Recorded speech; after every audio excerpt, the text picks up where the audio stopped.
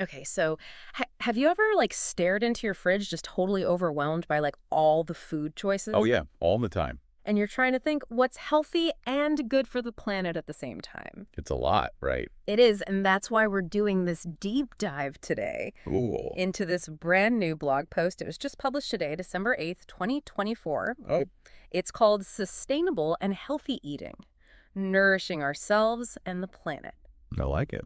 And they claim to have a system to help us make better choices. Okay, I'm intrigued. Yeah, so hopefully no more eco-anxiety at the grocery store. Fingers crossed. I know, right? I think what's really cool about this blog post is that, like, it goes beyond, that basic advice to just eat your veggies. Yeah, It yeah. really gets into how, like, our everyday food choices connect to these huge things like climate change Yeah. and social justice and even our local communities. And it does it with these scorecards, which I gotta admit, Scorecards. I'm a little obsessed with them already. They break down different sustainable practices and then they rate them Oh, cool. on how effective they are, how easy and how affordable they are. So it's like a cheat sheet It is a total cheat sheet. for making good choices. Yes. Love that. But before we get to the fun part, Right.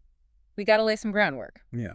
So the blog post outlines like 7 core principles of sustainable eating. Okay, 7 pillars. Yeah, the pillars. Holding it all up. Exactly. Okay, so the first one is about shifting to a more plant-based diet. Okay. And I know you might be thinking, oh no, not another vegan lecture. Yeah. But it's actually more nuanced than that. Tell me more. I'm always up for nuance. So the post really digs into like the environmental impact of livestock farming, Yeah. which honestly I think a lot of people don't really fully grasp. We're talking about like greenhouse gas emissions, deforestation for grazing land, Yeah.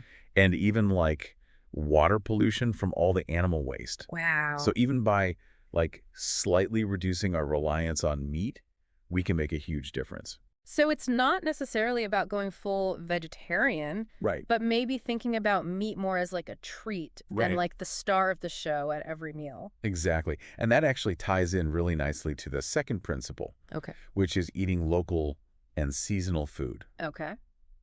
And this one is interesting because it goes way beyond just like reducing food miles. Wait, hold on. What are food miles? Oh yeah, so food miles refers to like Oh. the distance our food has to travel Okay. from the farm to our plates. Yeah. And all that transportation burns fossil fuels, Mhm. which obviously, contributes to climate change. Yeah. But eating locally is about way more than that. Okay. It's about like supporting your local farmers, Yeah. strengthening your community ties, and honestly, you just get like fresher, or more flavorful produce. Okay. I'm already seeing how these principles like start to build on each other. Right. So less meat, more local, more seasonal. Yeah. What's next? Okay, so the third principle focuses on organic and non-GMO foods. This is all about reducing our exposure to all those nasty pesticides Yeah. and supporting farming practices that like put soil health and biodiversity first. Mm-hmm. But I think we should acknowledge this is a bit of a tricky area. Oh, totally. I mean, organic is always more expensive. Right. And then there's like the whole GMO debate. It's a lot. Yeah. So I'm curious how the blog post like handles all that. Well, they definitely get into the nuances Okay. with their scorecard system, which we'll get to later. Kind of excited. But for now, the main thing is that choosing organic and non-GMO when you can Yeah. really does help create a healthier, more sustainable food system. Okay. So we've got plant-based eating. Yep. Local and seasonal and organic. Uh-huh. What else is on the list? All right, so next we've got sustainable seafood, Okay. which is obviously a big one considering, The state of the oceans. yeah, exactly. Yeah. It's all about making choices that protect those ecosystems Mm-hmm. and ensure that, we'll actually have fish in the future. So it's not just grabbing whatever looks good at the fish counter, Right. but actually doing some research Yeah, about, where it came from and how it was caught. exactly. And that's where those labels like MSC certified come in. Okay. They indicate that the seafood came from a sustainable fishery, Okay. meaning it meets certain environmental and social standards. Got it. I'll definitely be paying more attention to those labels now. Good deal. Okay, so number 5. So we already talked about like reducing meat consumption Right. with that plant-based principle. Yeah. But this one takes it a step further. More than just shifting the balance on our plates. Exactly. It's acknowledging that, livestock farming, Yeah. particularly like the industrial scale operations, Yeah. they have a huge impact on the environment. Uh-huh. So the blog encourages us to, incorporate more meatless meals into our week. Okay. Opt for smaller portions when we do eat meat and like really explore plant-based protein sources. Okay, so lentils and beans and tofu, all that good stuff. They- Okay, so it's being conscious about how much meat we're eating and where it comes from. Right. It's all connected. It What is. are we missing? Okay, so the sixth principle is all about fair trade Okay. and ethical food choices. Okay, so now we're shifting from environmental impact, To more like social and economic. exactly. Okay, so it's making sure the people who grow and produce our food are treated fairly Yes. and paid fairly. Paid fairly. Okay. So it's about supporting those companies that, you know, prioritize ethical sourcing and production. Yeah. Ensuring fair wages and safe working conditions for everybody involved. I love that it's like Dominate. expanding the definition of sustainability It is. to include social justice. Love it. Okay, and then last but not least, the seventh principle Okay. might be the most important of all. Educate yourself. Knowledge is power. Right. The more you know, the better choices you can make. Exactly. This is about taking the time to learn about where our food comes from, how it's produced, what impact it has on our health and the planet. Yeah. And that's what I think makes these scorecards so cool. Okay. They give us like a real tangible way to assess Yeah. how effective and easy and affordable these practices are. All right. I'm ready to get scorecard savvy. Let's do this. All right, let's dive in. All right, so are you ready to unpack these scorecards? Oh, yeah. Hit me with it. Okay, so we've got a score for effectiveness, ease of implementation cost, and then like an overall score. Got it.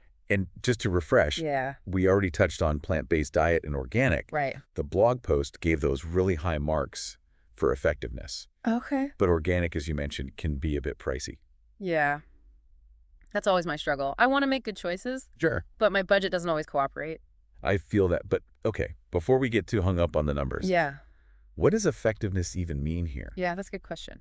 Like, what makes one practice, like, way more effective than another when we're talking about sustainable eating? I'm assuming it's something to do with reducing environmental impact. Yeah, for sure. And maybe you could break it down a little. Yeah, so effectiveness is basically measuring the positive impact a practice has Okay. on the environment and the food system as a whole. Okay. So we're talking about things like reducing greenhouse gas emissions, Yeah. conserving water, minimizing waste, and promoting biodiversity. So like real tangible change. Exactly. A practice with a high effectiveness score means it's really making a difference. Got it. Okay, so let's talk about ease. Okay. Some of these practices seem super simple, Right. like, ditching the plastic bags for reusable ones. Right. But others, like growing your own food, feel a bit more intimidating, Yeah, especially if you don't have a green thumb or a lot of space. absolutely. And that's where the ease of implementation score comes in. Okay. It takes into account things like accessibility, convenience, and like how much you have to learn to do it. So for example, like reducing meat consumption might be super easy for somebody who already loves plant-based meals, Right. but way more challenging for someone who's used to having meat at every meal. It's about meeting people where they're at.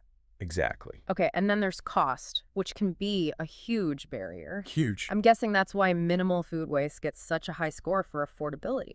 Ding, ding, ding.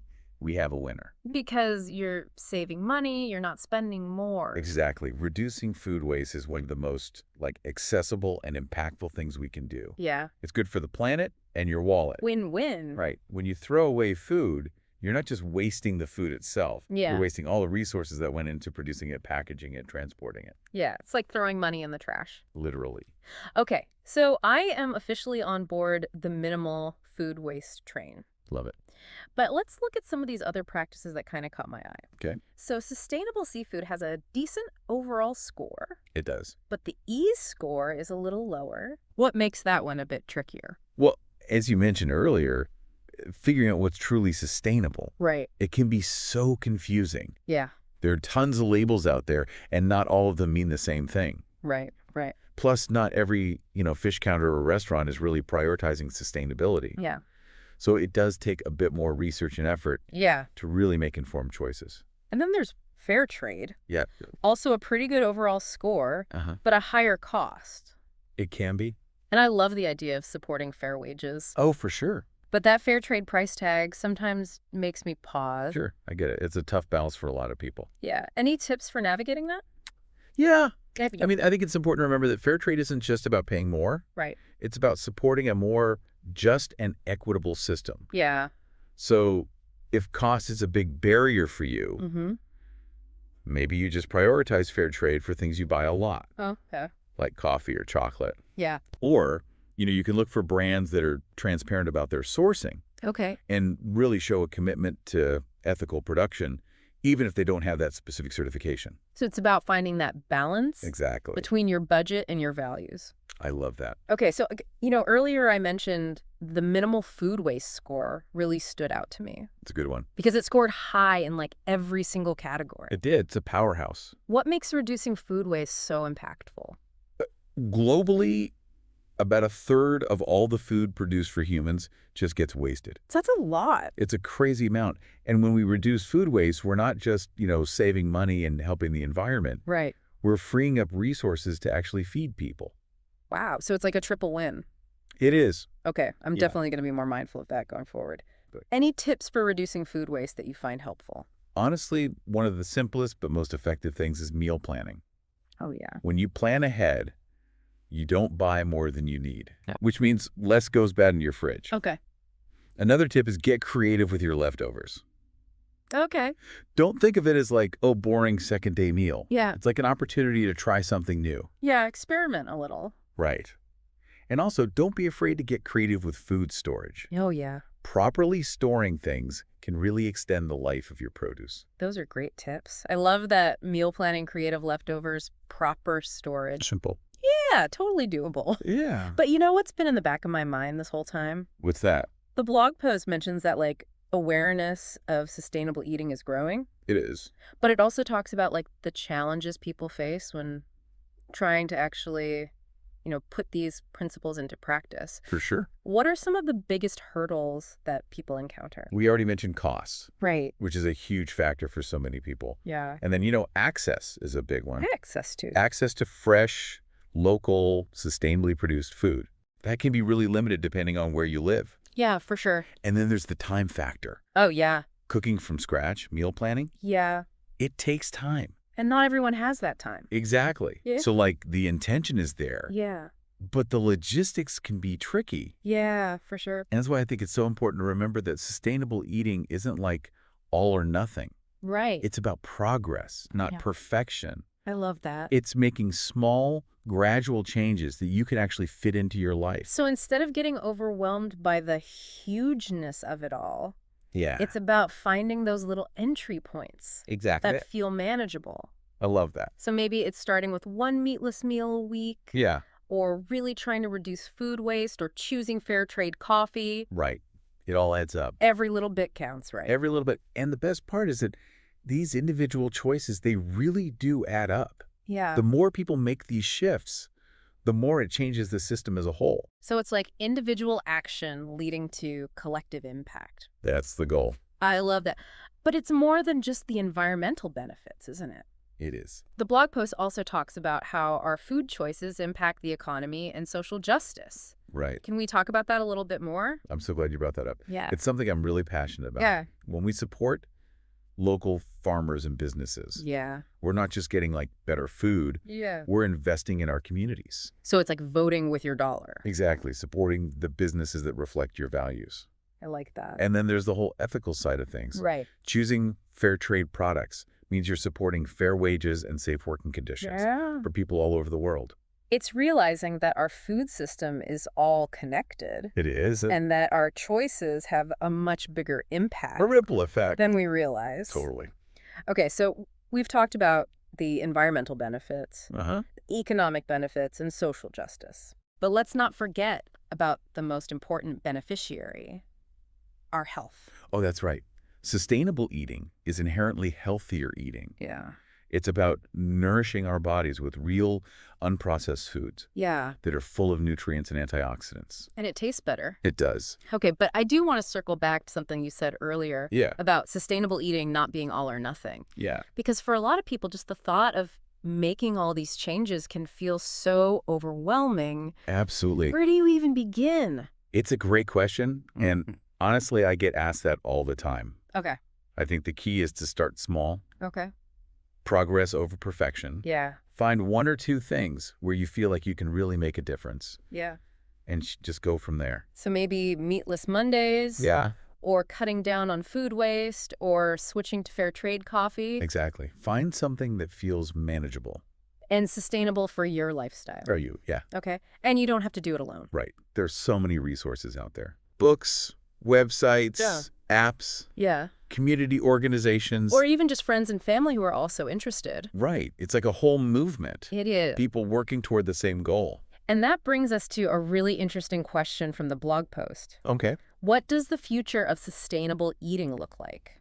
Ooh, good question. Is this just a trend, or is it here to stay? I think it's safe to say it's more than a trend. Yeah. It's a fundamental shift Okay. in how we think about food and its impact. Yeah. And as more people become aware, the demand for sustainable options grows. Right. And that puts pressure on businesses and policymakers Yeah. to step up their game. So it's like a snowball effect. Exactly. The more people embrace it, the more it becomes the norm. Right. And then the more systemic change we see. It's a beautiful cycle. It's a powerful cycle. And that leads to the question for our listener. Okay, hit him with it. What role do you want to play in this movement? It's funny, as we've been talking about all this, I've been thinking about my own journey with sustainable eating. Oh, yeah. Yeah. And it started small, just little changes here and there. Uh-huh. But it's become way more than just the food on my plate. I love that. So Yeah. what were some of those first steps for you? Honestly, it started with something super simple. Reducing food waste. Okay. I was shocked by how much I was throwing away. Yeah. So I started being more mindful about using up leftovers and planning meals and storing things properly. Smart. And it felt good, saving money and helping the planet at the same time. Totally. Win-win. What about you? What was your gateway into sustainable eating? For me, it was definitely my local farmer's market. Oh, yeah. I grew up in a city where all our food came from the supermarket. Right. So the idea of buying directly from the people who grew it Yeah. was mind-blowing. It's a game changer. It is.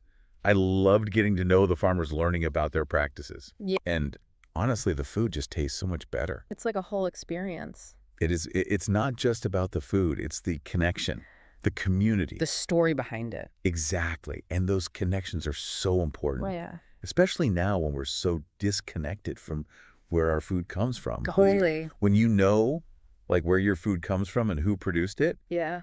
it changes how you think about it. It becomes more meaningful. It's not just fuel anymore. Yeah, it's a way to connect with your community, your values, Right. even your own heritage. I love that, those family recipes passed down, Yes. those dishes that evoke memories. It connects us. Yeah. Food is powerful. Food is so powerful.